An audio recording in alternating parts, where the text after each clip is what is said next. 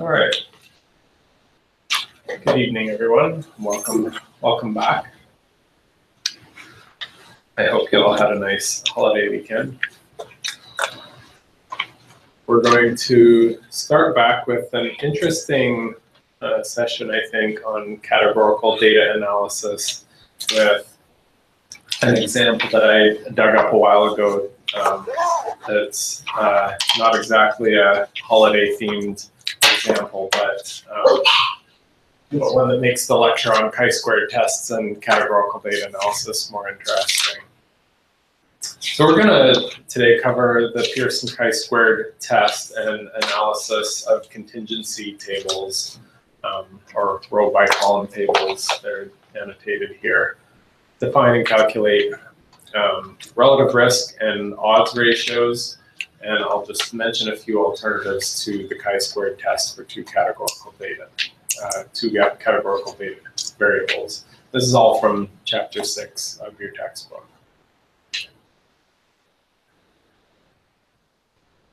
So there's this interesting article that I posted with your lecture materials today. It's a fairly old one, but it was someone went to the trouble of going back to all court trials concerning homicides in Florida between 1976 and 1987.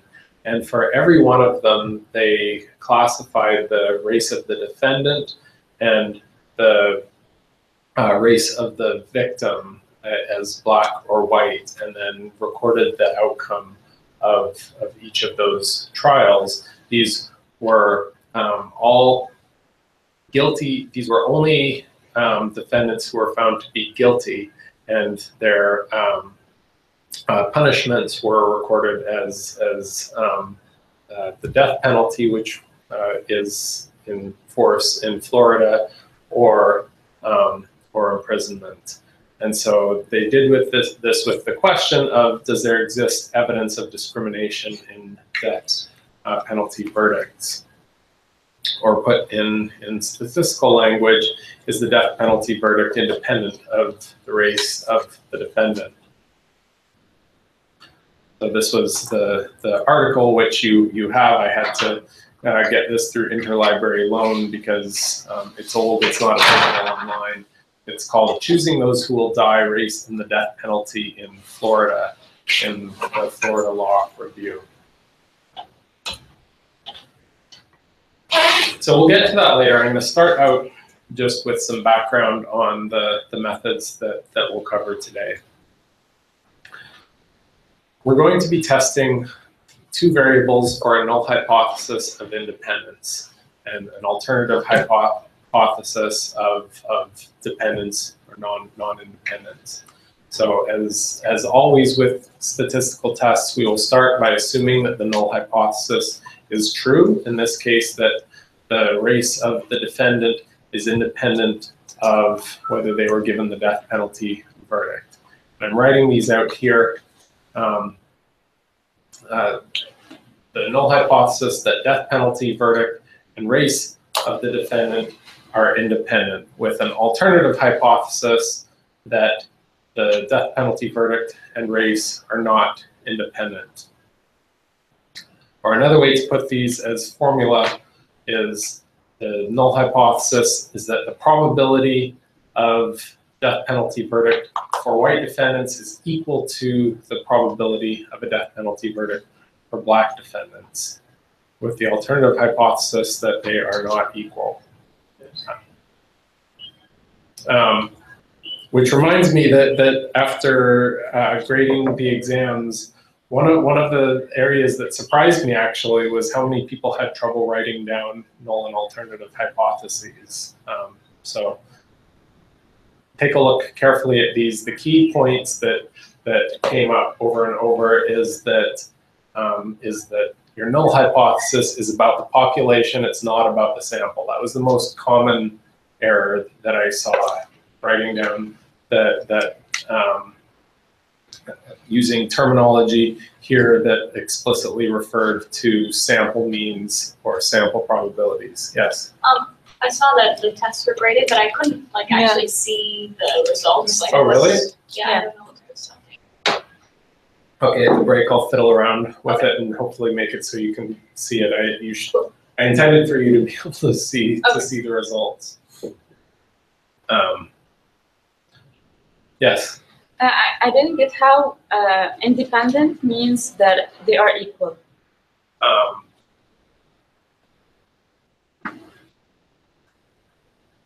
Let's see. Good question. Well, certainly, if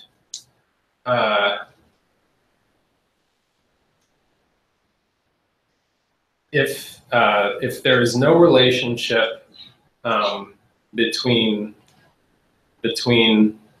race and death penalty verdict, then your probability of being given the death penalty, whether it's marginal, so independent of race, or whether it's conditional on being white or being black, have to be the same. So if it doesn't have to, this isn't like the proportions that you had for polls and that where they had to add up to 1 or something. They could both be, 10% or something like that. But another way to state independence is to say, maybe I'll try writing something down here. In orange would be that the probability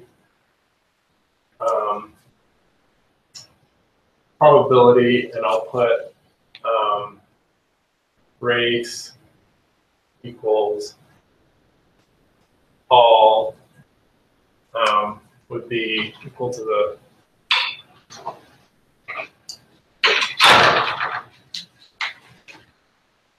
I want to write this a little bit differently, sorry.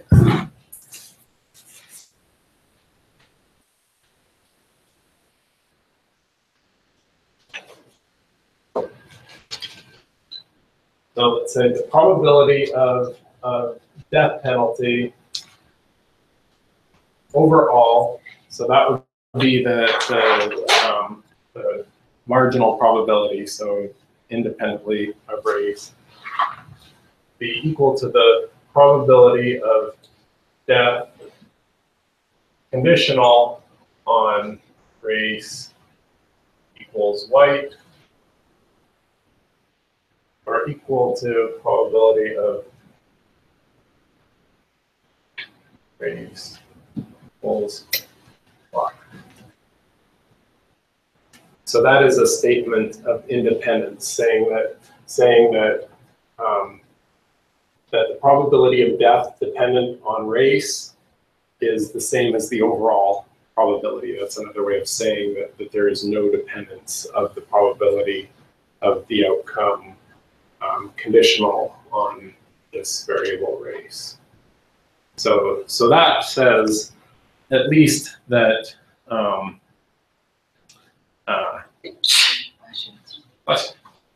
that this statement that the probability of death conditional on race white and is equal to that on race being black is, I guess I'm arguing another way of stating that this probability is independent of race.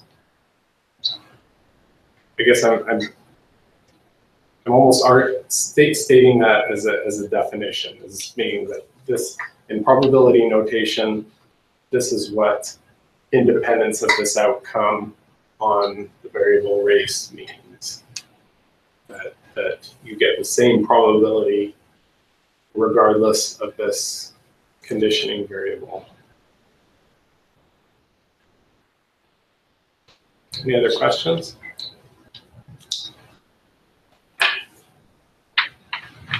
A very good question.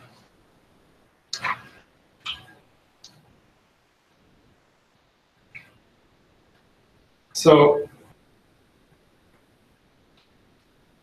there are a couple of approaches that we could take here.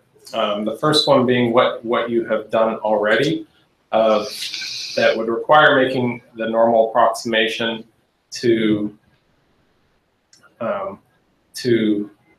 the sampling distribution, so a large sample assumption on the proportions. Recall that for a sufficiently large sample size, the sampling distribution of proportions is approximately normal.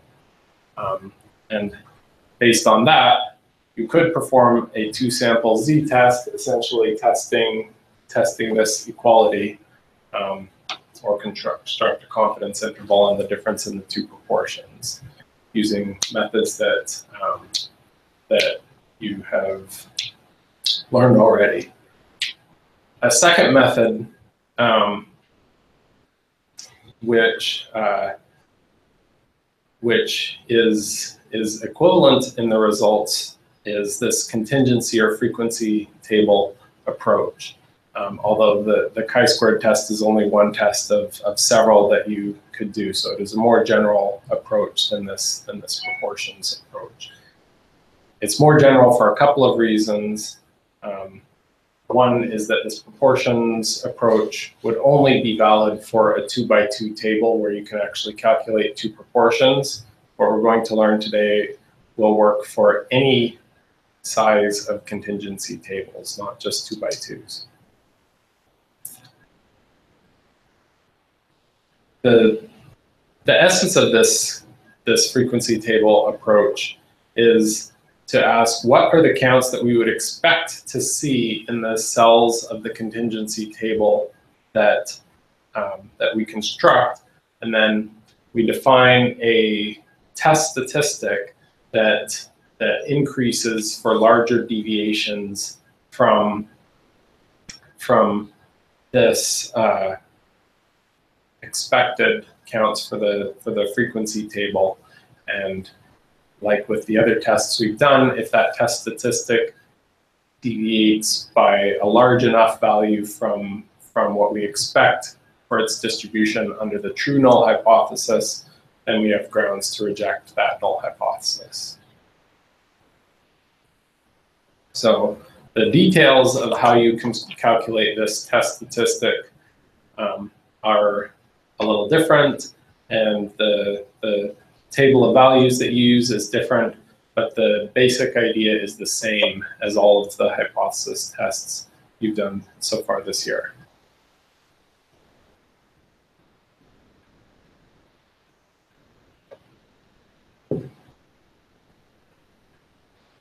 Using some data from this actual paper, I'm going to start filling in this 2x2 table. So there were 10,068 total guilty defendants during this 11-year period. Of them, only 364 out of 9,000, or only 364 out of those 10,068 were given the death penalty, so somewhere around 3.5%. And the distribution by race of black and white was approximately even. So what would we expect these cells to have, given that if the null hypothesis of independence is true? Well, we can actually go and start filling it out from these marginal totals. So if death penalty and race are independent, then in this top left corner, the probability, we know the probability of the defendant being white. It's 4909 over 10,068. And we know the probability of receiving the death penalty, it's 364 over 10,068. And so that gives us our probability. The probability is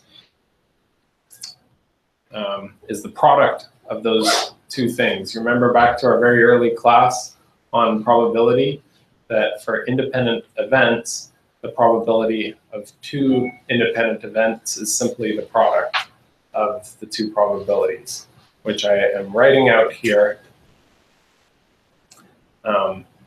and multiplying through by n to get this equation. So it's straightforward calculation. Here it's just the number of white defendants, 4909, times the number given, the total number given the death penalty, 364, divided by the total number in the study, and that gives us 177.5. That is the number that that we expect on average. So under the frequentist interpretation here, if you were to repeat this whole process very large and infinite number of times, and if there were truly no relationship between race of the defendant and the death penalty, on average you would see 177.5 in this column. Of course, that doesn't mean that you're never going to see exactly 177.5 because it has to be an integer number, and there's going to be a certain random sampling variability around that. But on average, it would be 177.5.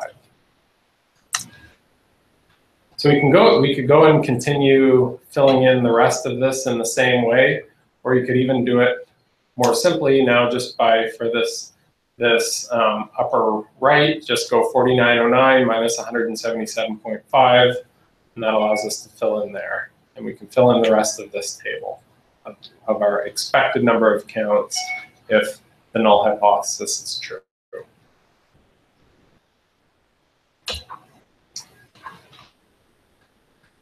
So, as I mentioned, you don't have to do that entire calculation. You can just then do subtractions for the rest of the cells. And it turns out that the number of cells where you have to actually do that probability calculation with the multiplying is your number of degrees of freedom in an R by C or row by column table. So in a 2 by 2 table, it's just 1 degree of freedom. And in general, it's the number of rows minus 1 times the number of counts minus 1. It's your number of degrees of freedom for an R by C table.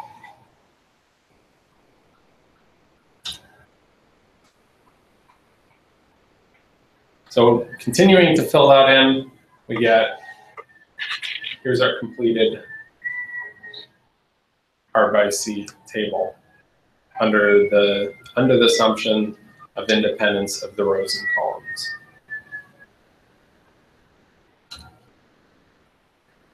Which brings us to the Pearson's chi-squared statistic. And it's almost the simplest statistic. I think maybe it is the simplest statistic that you could think of to measure the difference between the counts in a table that you observe and those that you would expect under a true null hypothesis. All it is for each cell, it's the observed number of counts minus the expected number of counts squared and divided by the expected number of counts as sort of a normalization so that you get the same chi-squared statistic regardless of if you increase the size, well, not regardless of if you increase the size of your table, but as a normalizing factor. For 2 by 2 tables, there is this slight annoyance that you can get a slightly more accurate estimate of the chi-squared statistic with this so-called Yates correction of just subtracting 0.5 from that numerator inside where it's squared. This is an absolute value of the difference minus 0.5. And this is a correction because the chi-squared test actually does make a large sample assumption. And if you have a very large sample, this correction will make almost no difference. If you have a smaller sample, it will make for a better estimate of your chi-squared statistic and p-value. And then very conveniently, under the null hypothesis of independence, under repeated sampling with the same marginal probabilities, this chi-squared statistic will follow a known distribution called the chi-squared distribution with a given degree of freedom. So it's like the t-statistic in that there is a different distribution for each number of degrees of freedom. It's simpler than your f-statistic because that had numerator and denominator degrees of freedom. There's just one number of degrees of freedom here.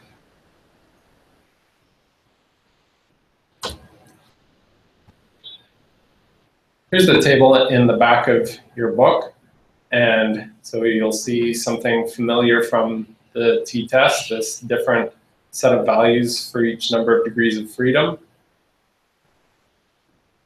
Here is a plot of what the chi-squared statistic looks like, and it has a shape kind of similar to the f-statistic in that it is skewed to the right, and we only make rejections under this right-hand tail. So regardless of how the deviations from the null hypothesis occur, it only results in increases in the chi-squared value. So you do only a one-tailed test.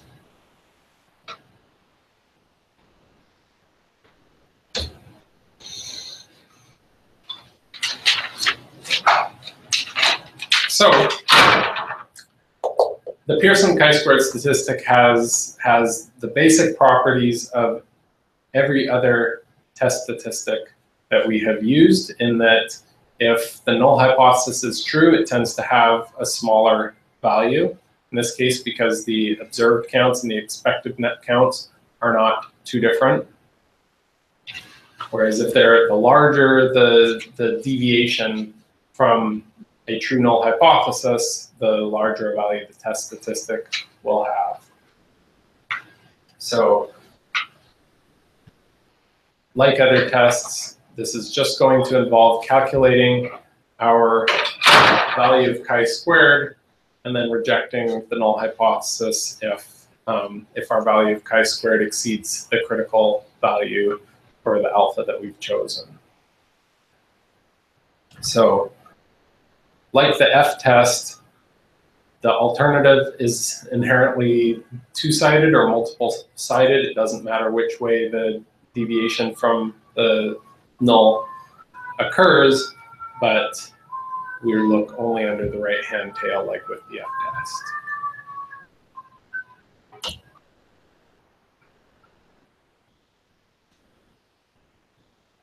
We have a few assumptions. The first one, like every test that we have done, that each of the observations is independent.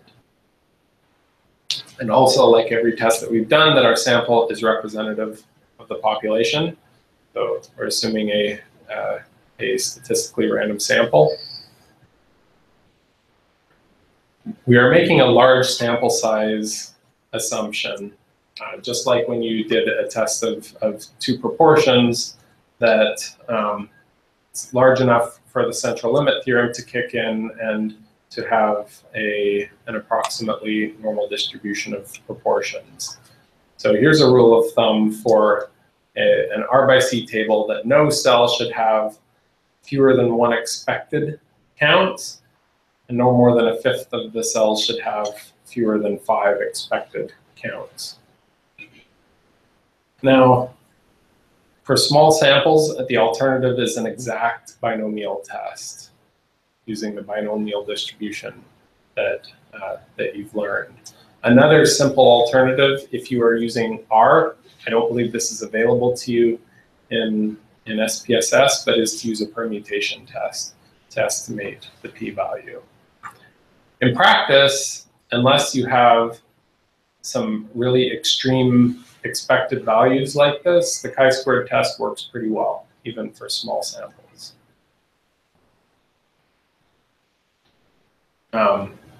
But there are no assumptions about the population distribution. Anyways, the population distribution, it's categorical. So, so there's no assumptions about normality or anything like this.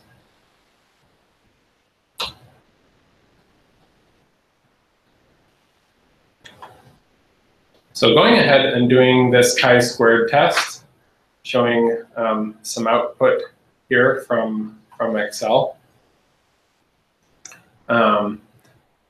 Showing here the estimations of first the observed counts, the expected counts. We get a chi-squared statistic of 39, and the corresponding p-value is very small.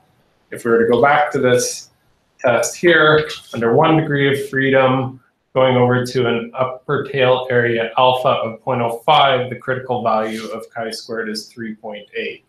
So if we were using the table, we would see that, so 3.8, our estimated chi-squared statistic is way above 3.8. That's why we have a very, very small p-value. So we clearly have evidence to reject the null hypothesis of independence. So there's some kind of deviation from independence, but the chi-squared test on its own doesn't tell us anything about what that departure from independence is. So where is it coming from? Calculating these proportions of death penalty verdicts among white defendants, it's 236 out of 4909, 4.8%, which is almost twice as high as the proportion of death penalty verdicts among black defendants, which is only 2.5%. So on the surface of it, this appears that, in fact, there is a discrimination or higher probability of white defendants being given the death penalty. But there is more to it, which makes for an interesting paper here.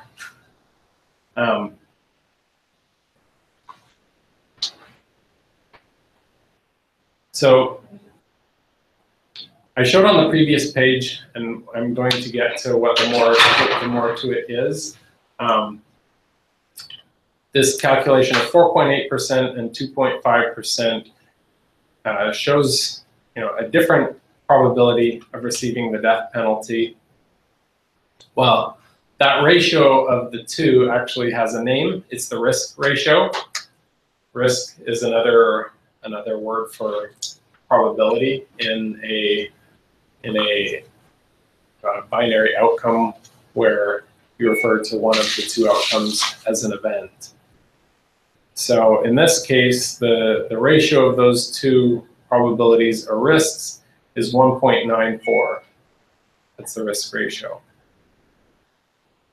I'm going to introduce a second measure of a difference in two risks, that is the odds ratio.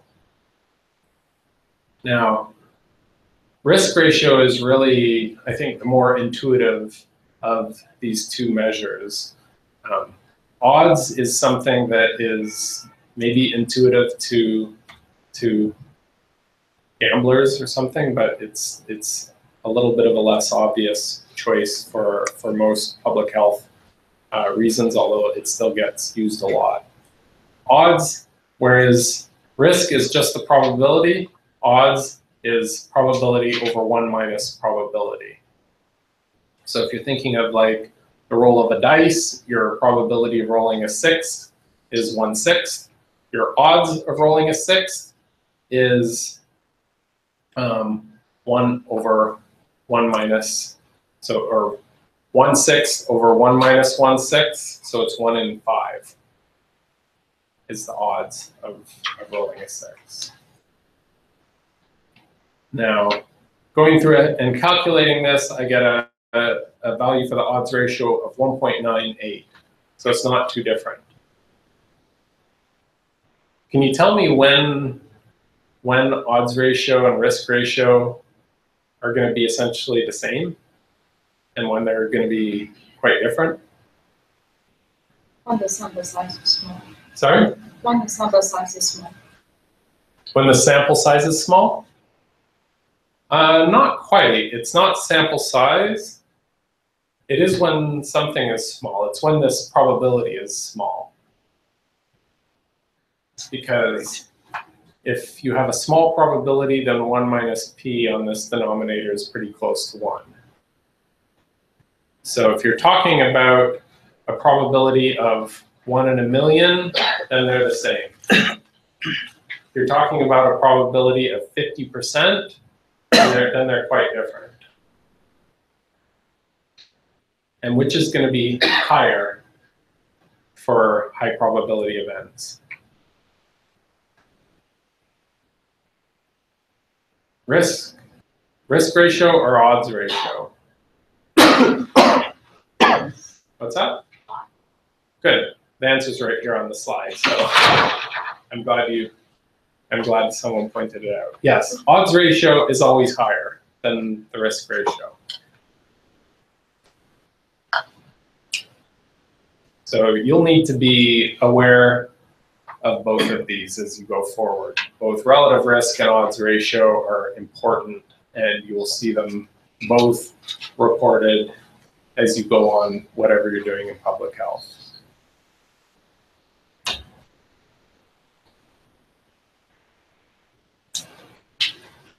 So importantly, there are 2 ways that you can calculate the odds ratio, and only 1 way to calculate risk ratio. I'm going to talk here, go back to a more common public health nomenclature of disease and exposure. One way to calculate the odds ratio is from the probability of disease conditional on exposure and disease conditional on not exposure. The second way is using the Bayes rule complement, the probability of exposure given having the disease. So you remember back from your class on diagnostic tests, how these 2 things are not the same, how they're related to each other by Bayes rule, right? Well, it's important that you have these 2 ways of calculating odds ratios compared to risk ratios where it is very simple. It's just the probability of disease given exposure relative to disease given not exposure. This would be the relative risk for exposure to some potential cause of disease.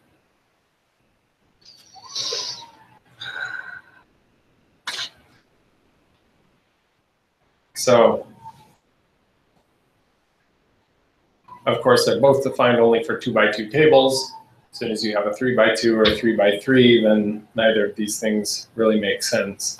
But the reason that these 2 different ways of calculating odds ratios are important is that if you have a cohort study where exposures and disease prevalence are assumed to be representative of the population, then you can calculate this probability either way, the probability of disease given exposure or exposure given disease from your cohort.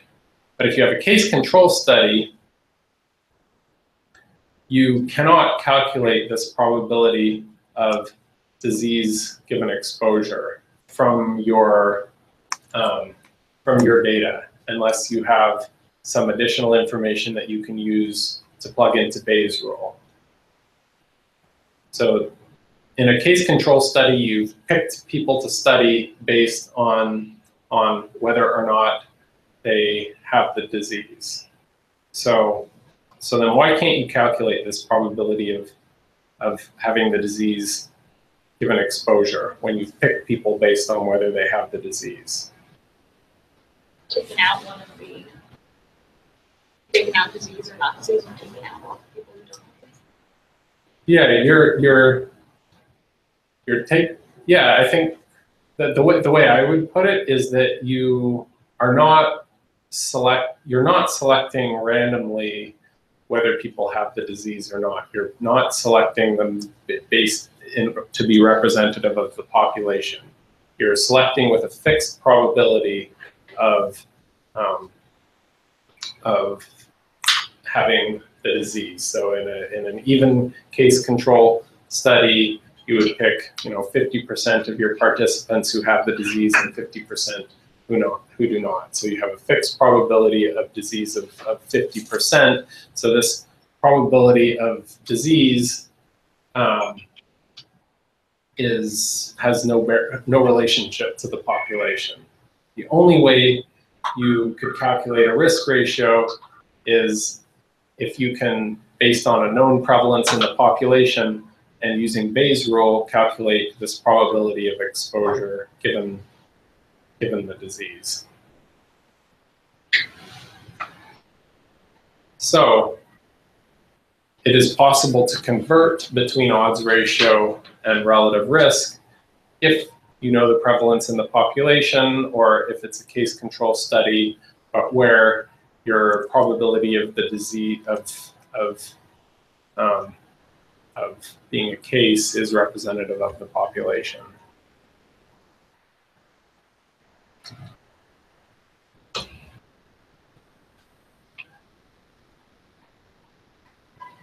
As you figured out already for rare events, then these two things are almost the same, and for common events, they're pretty different.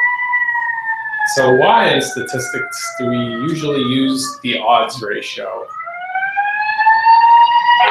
Seems like kind of an odd choice.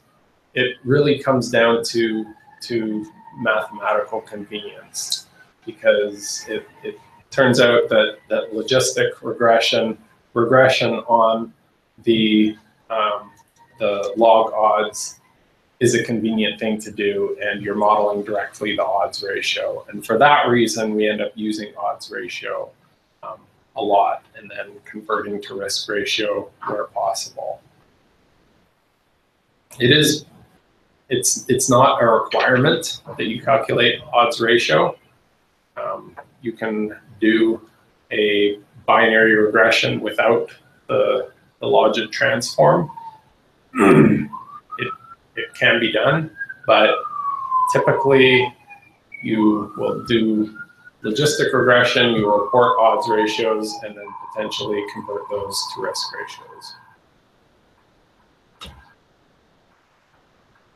So back to our example,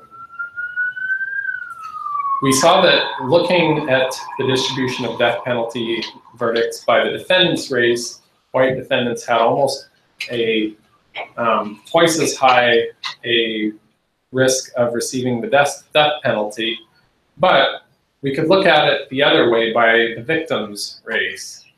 And doing that, we see another pretty strong association. So I'm calculating here the odds ratio of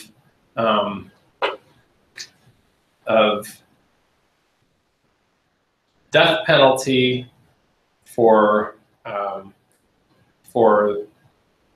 victims being white by death penalty for victims being black.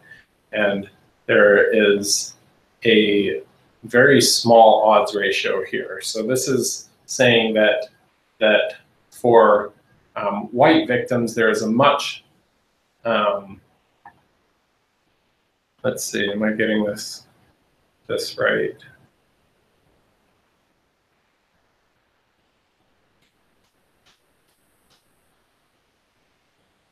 So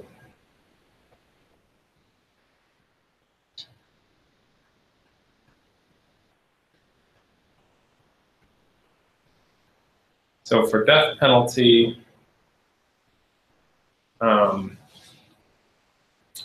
for white victims,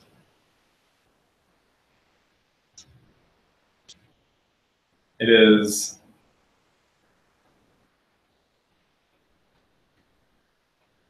let's see, 319 over 5376, which is about, that's a little over 5%. Race, and let me see, am I doing this right?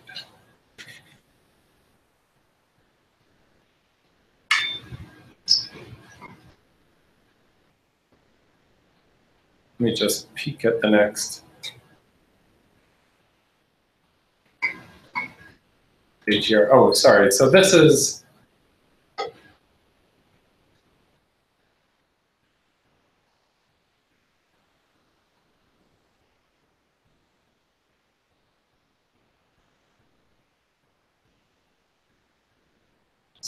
the odds ratio for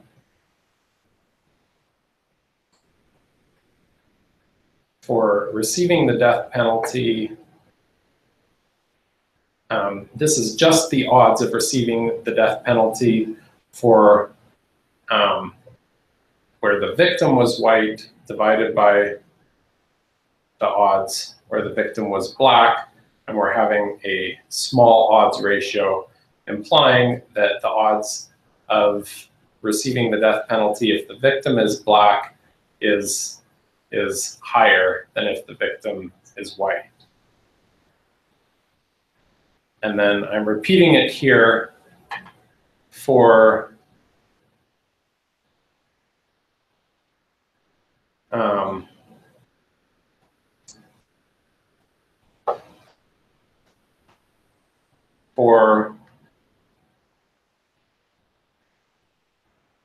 oh, sorry, okay. I got confused here. This table has been reduced to only white victims. And then this is the race of the defendant. So the denominator, this is the odds of white defendants receiving the death penalty when the victim is white, and the denominator is the odds of receiving the death penalty for a black defendant, white victim. So this is saying that among white victims only, the odds of receiving the death penalty is much higher for black defendants. And then on this page, it's narrowed down to black victims only, and it is showing a higher odds of receiving the death penalty for white defendants. So summarizing this out of the paper, the proportion of death sentences by the race of suspect and victim, overall 3.6%, but broken down different ways, there are higher probabilities there are some differences. So the first calculation that we did by race of the suspect or the defendant, it's higher for white suspects. But if we look at it broken down by victims, there's a much greater difference in that where there are white victims, there is now 6 times the risk of death penalty for white victims compared to black victims. And then breaking it down by the race of both victim and defendant, we see that the very highest probability of the death penalty is a black suspect and a white victim. So, and there are big differences in these probabilities, with the very lowest probability of death sentence for being when a black defendant and a black victim. So it's an interesting article, and they do go into some discussion of what this means for for sentencing the death penalty in Florida, but it is clear that race does play a factor in it, and it is a bit complicated. But it seems that the race of the victim is the most important determining factor in whether the defendant will be given a death penalty.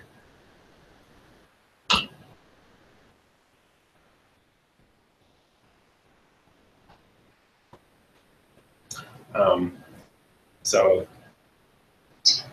just writing down some of the things that we've noted here, that the race of the victim is more strongly associated with death penalty verdict.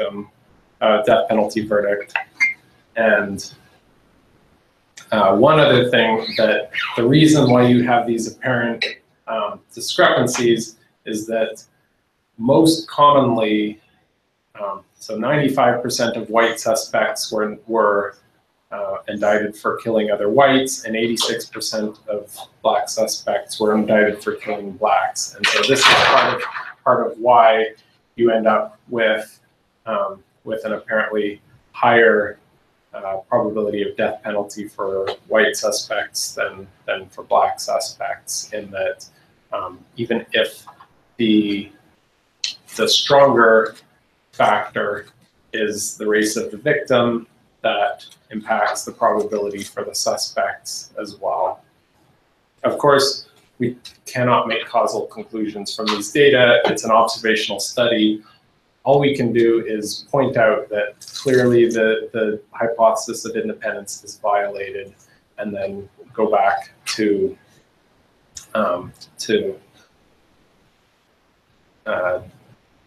knowledge about how these trials work and how sentencing works, and other societal factors at play here to make rational conclusions about how these other factors could lead to this observation.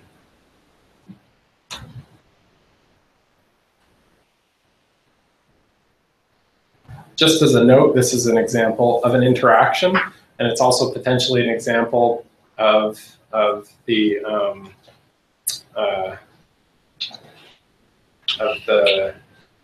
Simpson's paradox, where you have an interaction between two variables, and then the prevalence of your variables can impact the probabilities due to this interaction.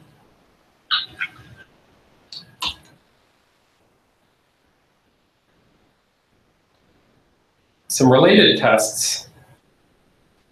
Any questions about this before I'm about to wrap up now, and I should be able to leave a fair bit of time for the lab, and then if there's extra time at the end, I can also use some time to go over the exam. These related tests are McNemer's tests when you have paired samples, the exact binomial test for small samples, and Fisher's exact test, which is really for a different null hypothesis. And while I have your attention, I think that Fisher's exact test is one of the most misused tests in statistics, because it is very often used as an alternative to the chi-squared test when you have a small sample size. The reason it's chosen as the alternative there, I guess, is because it's an exact p-value. There's no approximation, but it is an exact p-value for a different study design. So the study design is different because it assumes that those marginal totals are fixed by design. The case that was given as an example by Ronald Fisher, and this is actually in the paper, was this lady tasting tea, where she is given 10 cups of tea. She claims that she can tell whether the milk was added before the tea or the tea was added before the milk. So in this study, she is given 10 cups of tea, 5 with the milk added first and 5 with the milk added after. And she is told that it is 5 and 5, so she knows that she should guess 5 have the milk added first and 5 have the milk added after. In this example, she correctly identifies all 10, and we want to know what is the probability of her getting all 10 right under the null hypothesis that she is simply guessing. And this difference in design really does make a difference for the p-values, because you can imagine that if she knows from the design that there are 5 cups of tea and 5, she's going to have an easier time guessing than if the number with milk added first is random and she is not told, so she can guess any number that are added. Then she has a lot more different possibilities to guess from. So the probability of her getting all 10 right is going to be different under the null hypothesis. So keep this in mind before you just go and apply Fisher's exact test, because there's a small sample size, that it is an exact p-value for a different study. And I think this kind of design is pretty rare in public health. So the cases where Fisher's exact test is appropriate are not that common. Yes? What if a similar test, but like you're trying to see if someone can tell the difference between Cola and Pepsi. So they do know that one is one and one is the other. Mm-hmm. Would you apply Fisher's exact test to like If you want to tell whether people can guess whether they're drinking Coke or Pepsi? Or I'm just thinking, because it's 1-to-1, they know that it's not like 2 of them. As you bring the sample or the test to like 2. So in that case, one person just tastes one thing and they say, is it Coke or Pepsi? No, they're tasting 2 different things. They're tasting 2 and they're guessing which one is Coke, which is Pepsi. So in that case, and then you're going to do that to a bunch of people and see whether they are doing better than guessing. So in that case, the margins are fixed by design, because they know that one of them is Coke and one of them is Pepsi, and they will guess one of those 2. But what you get then is a right or wrong for each participant. So really, it's not an R by C table; it's just a proportion, and your null hypothesis would be that proportion is equal to 50%. And so you could use an exact binomial test there for a small sample, or a proportions test for a large sample. So you wouldn't use Fisher's? No, I wouldn't. I'm trying to think of. No, because it's not an R by C table. If, let's say you were going to ask 2 questions of each participant. 1, can you guess which of these is Pepsi? And 2, are you, I don't know, I don't know, what's something else you might ask your participants? They're blindfolded, are they the same amount? Maybe like, are you a smoker? Okay. So you want to know whether there's a relationship between whether people are smoking and whether, although that, no, are you a smoker? That then is, let's take a better example, like the other one, do you like red or blue better, to see if there's a relationship between their perception of color and whether they can tell which one is Coke or Pepsi. In that case, whether they like red or blue better is not fixed by design. So even then, Fisher's exact test is not a correct p-value. How about if the other one was, whether they liked orange juice or apple juice better? Then you have 2 variables each, or whether they can tell whether this is, between 2 brands of apple juice. Right. There, okay. Choose between Coke and Pepsi. Yeah. Choose which of these is the organic apple juice. Both of those are fixed by design. You can use Fisher's exact test. But as you can see, there are a lot of cases where actually those proportions are not fixed in the design of the study.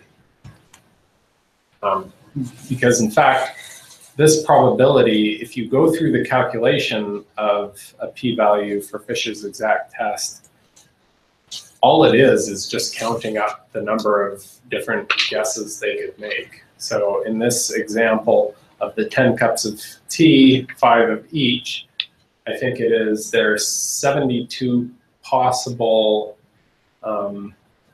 orders in which she could be given the ones with milk added before tea.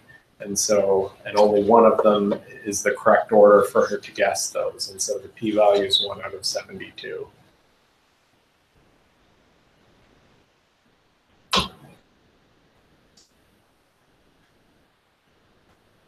So you have a few methods now for hypothesis testing and for description of 2 categorical variables.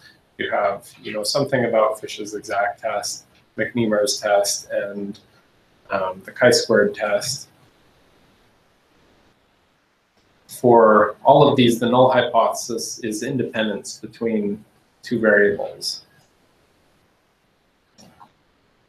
These tests are inherently two-sided just because the direction of the deviation doesn't matter, but it's a one-tailed test. And our type 1 and type 2 errors the same as usual.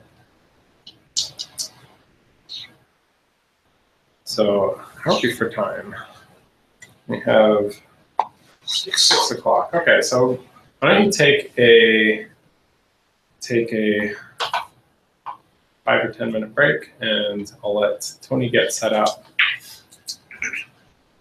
And if we have time today at the end, I can during the lab I'll figure out how to undo or how to let you view your exam, the actual question by question results.